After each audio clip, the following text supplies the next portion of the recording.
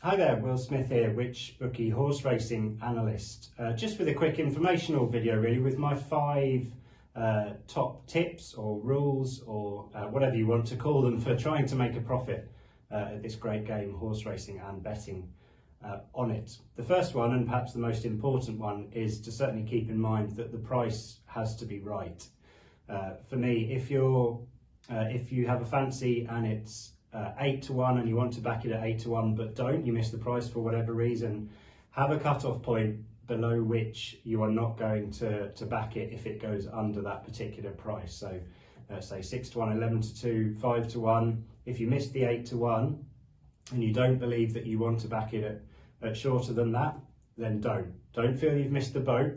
If you continually back horses that are priced shorter than you feel they should be, you may well back a slightly higher proportion of winners, but over time, profit-wise, you will certainly not come out as well and perhaps even make a loss, even though you're backing more winners, which will seem slightly confusing to you, but I assure you, if you stay true to that mantra and keep the prices right in the forefront of your mind, then that will certainly help you turn a profit over a period of time. Second one, it's something that my grandmother always used to say over and over again, and that is that patience is a virtue. Very, very important here. If you have a fancy and you see the price the night before, say a race, and it's priced up by some bookies and it's a great price, but you can't get on at that particular price, then sometimes, if you're patient, the 5 minutes before the off, that is the time when the most availability for price and the greatest chance of actually getting a bet on at that particular price. That is when that little window is the best time to take it. Equally, if you've studied a race to a certain degree and you've got a particular fancy for a horse but you're not quite sure, don't back it until you're sure.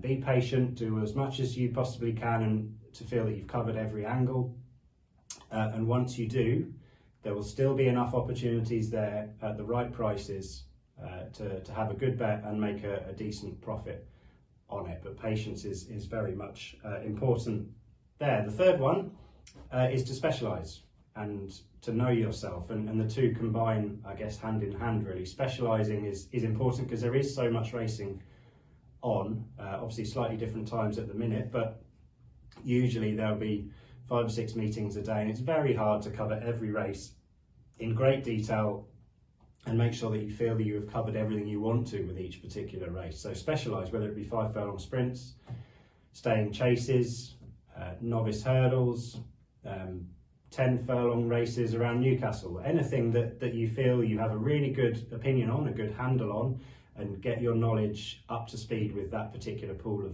of horses, and you'll find that you can't go wrong. And equally, if you stick true to your personality with this, in that if you are quite an impulsive, quite fast working, then maybe the sprints, the 5 furlong sprints and those types of races would suit you. But if you like a bit longer to view things, then obviously stay in chases, etc.